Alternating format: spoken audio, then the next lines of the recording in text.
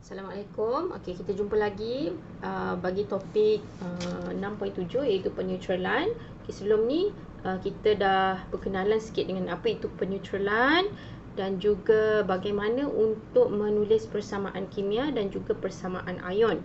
Baik, so hari ini kita nak lihat standard pembelajaran yang seterusnya iaitu menentukan kepekatan larutan yang tidak diketahui dengan menjalankan aktiviti pentitratan. Okey, so sepatutnya kita buat di sekolah lah. Ini ialah kaedah pentitratan. Okey, kita campurkan asid dengan base.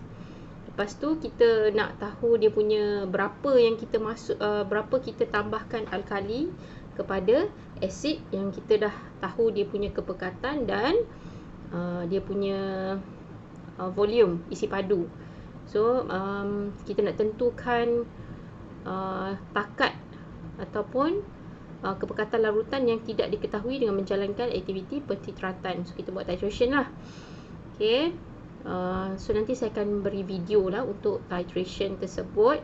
Kemudian menyelesaikan masalah numerical yang melibatkan peneutralan. Okay, ini ialah pengiraan lah. So hari ni kita nak lihat yang ni lah sebenarnya.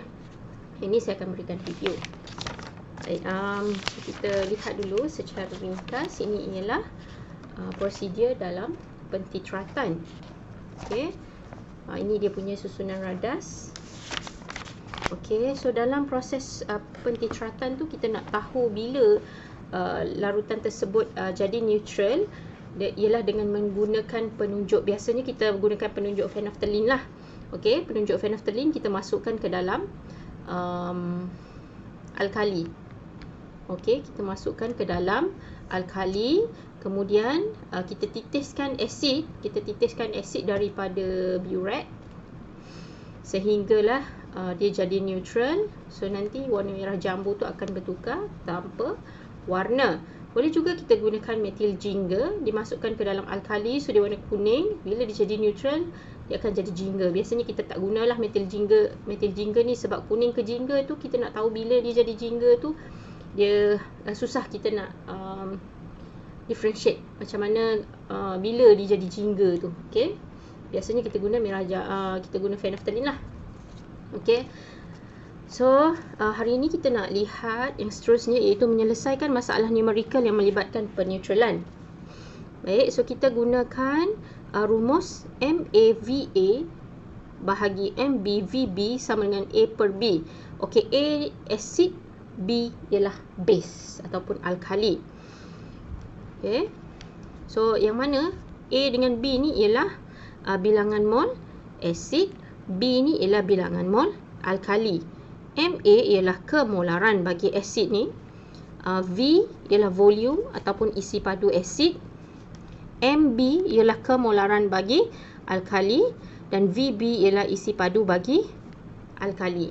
Okey, so berdasarkan persamaan di atas, nisbah mol asid A kepada alkali B sama dengan A nisbah B. Okey, so kita akan tengok lebih lanjut dalam pengiraan nanti supaya lebih faham. Baik, so kita tengok dulu contoh 14. Okey, contoh 14. Walaupun dia dah tunjuk kat situ, saya akan explain semula lah apa yang dia tunjuk ni, macam mana cara pengiraan dia.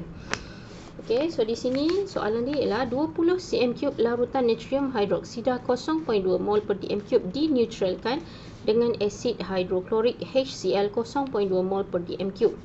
Hitungkan isi padu asid hidroklorik HCl yang diperlukan dalam tindak balas peneutralan.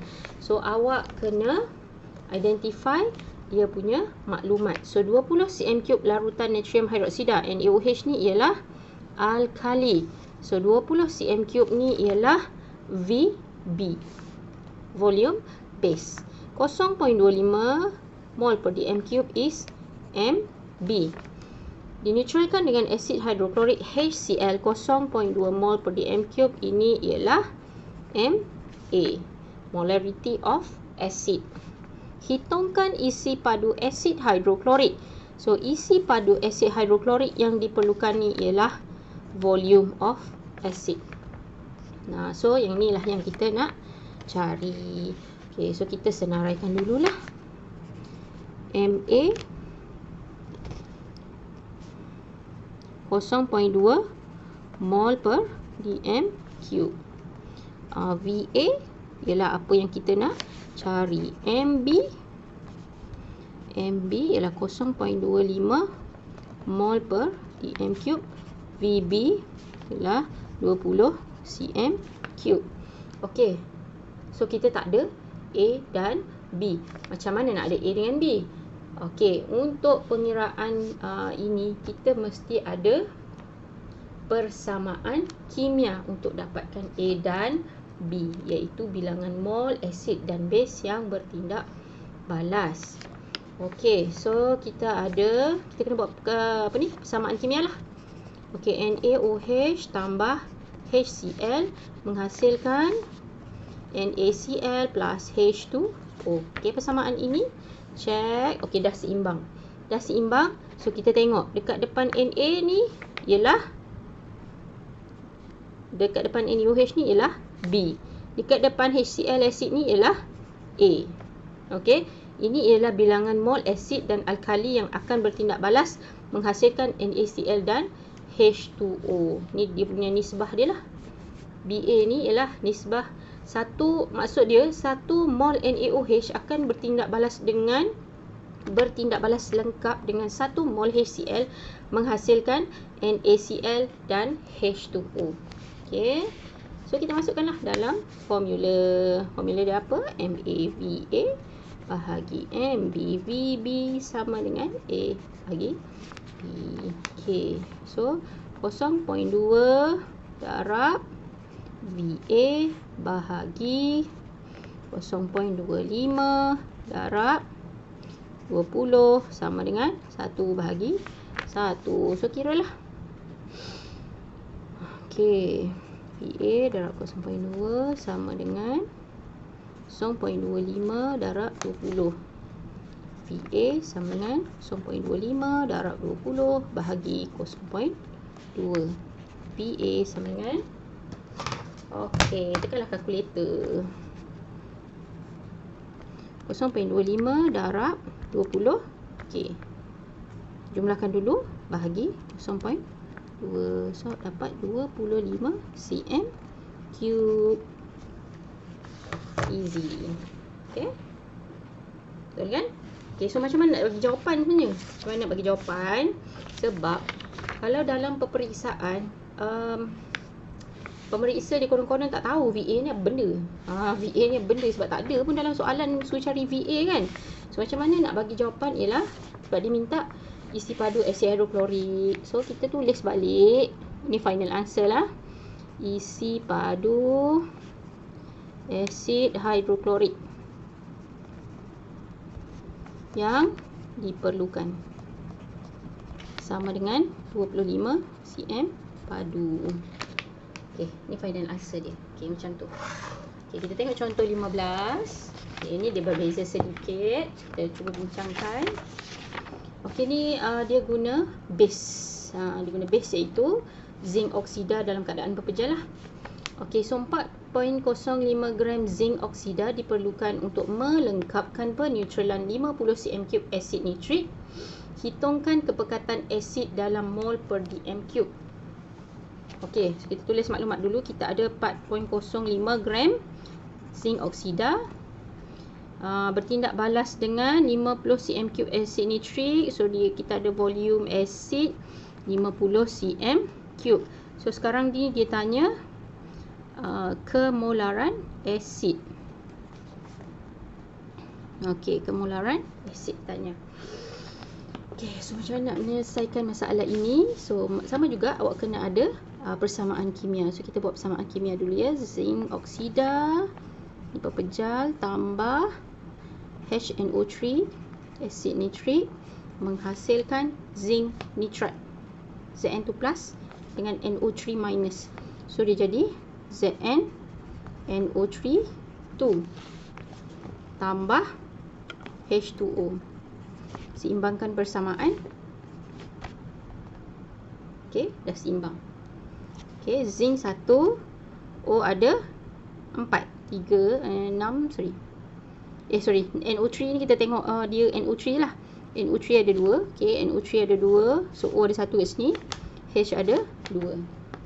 Okey, so macam tu. So, ini apa?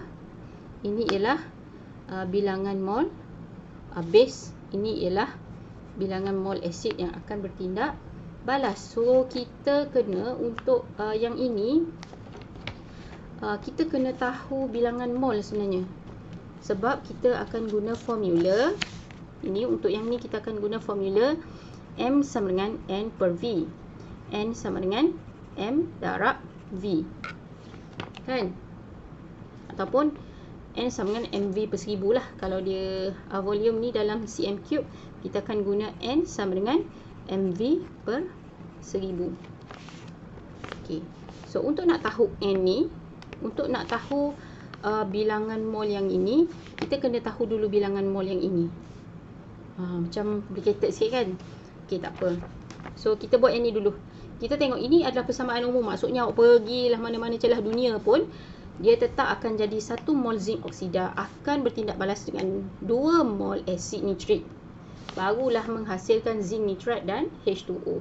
Maksudnya bilangan yang ni samalah. Kita pergi mana-mana pun dia sama. Okay? So, kita kena buat dia punya persamaan. 1 mol ZNO maka akan bertindak balas, maka titik 3 gini ya, 2 mol HNO3. Okay, now kita nak samakan dia dengan ini persamaan umum. So, sekarang ni yang kita ada ni yang ni. Yang kita nak cari yang ni. Kita nak cari ni yang ni Yang ni persamaan umum kita dah tahu. 1 mol zinc oksida akan bertindak balas dengan 2 mol asid nitrit. So, sekarang ni kita ada berapa mol? Mana yang kita boleh cari? Kita boleh cari yang base ke? Kita boleh cari yang asid. So, sekarang ni kita boleh cari yang base. Sebabnya gram ni kita boleh tukar kepada mol. Okay? Tolong fahamkan. Sebab gram ni kita boleh tukar kepada mol. Okay? So, kita dah tahu mol ni nak tukar kepada gram, kita kena darab. Kan? Kalau gram nak tukar kepada mol, kita bahagi.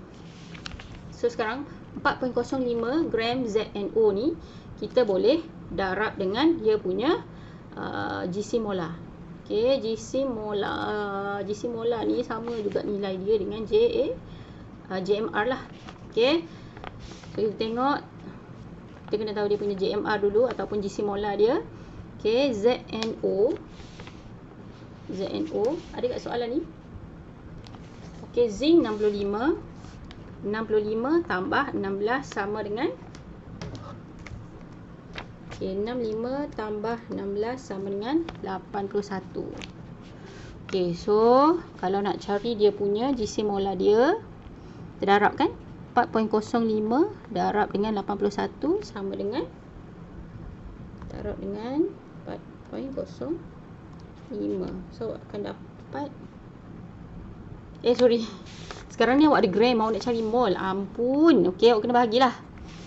Okey, awak ada gram, awak nak cari mol, so awak kena bahagilah. Okey, bahagi 81. Patutlah banyak. Okey, so 4.05 bahagi dengan 81 lah untuk nak dapatkan mol. So, dapat 0.05 mol. So, 4.05 gram zinc ni bersamaan dengan 0.05 mol. So, dalam eksperimen ini, dia gunakan 0.05 mol zinc oksida. So, boleh tulis dekat sini. Ni ni kita nak samakan dekat bawah dia ni. Ni. Okey, 0.05 mol ZNO maka akan bertindak balas dengan berapa mol HNO3. Tu yang kita nak cari. So, ni nisbah dia 1, 2. So, berapa kat sini? Iaitu 0.05 darab 2. So, darab 2. So, akan dapat 0.1 mol HNO3. Boleh buat macam ni je. Okay. So, sekarang ni awak ada 0.1 mol HNO3. Okay. So, soalan dia tanya apa tadi? Hitungkan kepekatan asid dalam mol per dm cube. Apa rumus bagi kepekatan? Rumus bagi kepekatan ialah M sama dengan N per V. Okay. So, M sama dengan N, bilangan mol dia ialah 0.1 mol bahagi volume dia ialah 50 cm3. So, kita tukar dulu 50 cm3 ni. 1, 2, 3. So, dapat 0.05 bahagi kan. cm nak kepada dm3, awak bahagi 1000. So, dapat 0.05 lah. 0.05 dm padu. So, you akan dapat 0.1 bahagi 0.05 samaan dengan 2 mol per dm cube. Macam mana nak jawab final answer? Kepekatan asid nitrik ialah 2 mol per dm cube. Okey, macam tu cara jawab dia. Okey, check betul. Okey. So, saya cuba cari lagi satu soalan sebelum awak ditugaskan untuk buat sendiri. Okey, tengok mana soalan ni macam best sikit.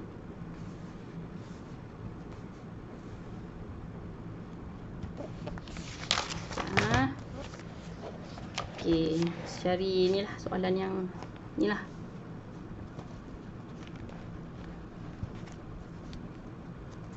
Okey, saya cuba buat soalan nombor 6 ni Okey, dia kata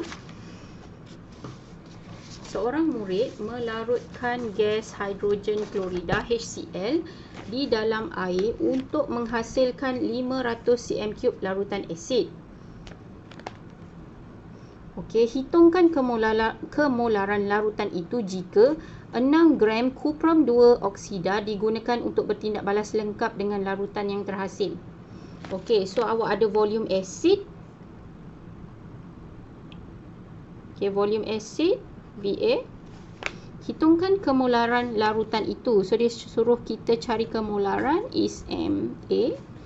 Jika 6 gram kuprum oksida, so dia gunakan 6 gram kuprum oksida untuk bertindak balas dengan larutan yang terhasil. Okey, so kita tuliskan dia punya ni maklumat. Volume A is 500 cm3. MA is yang kita nak cari. Okey, so base yang digunakan ialah 6 gram CuO. So sekarang ni dia suruh cari, soalan ni sama macam tadi. Okey, sama macam tadi. So kita cuba buat Okey, so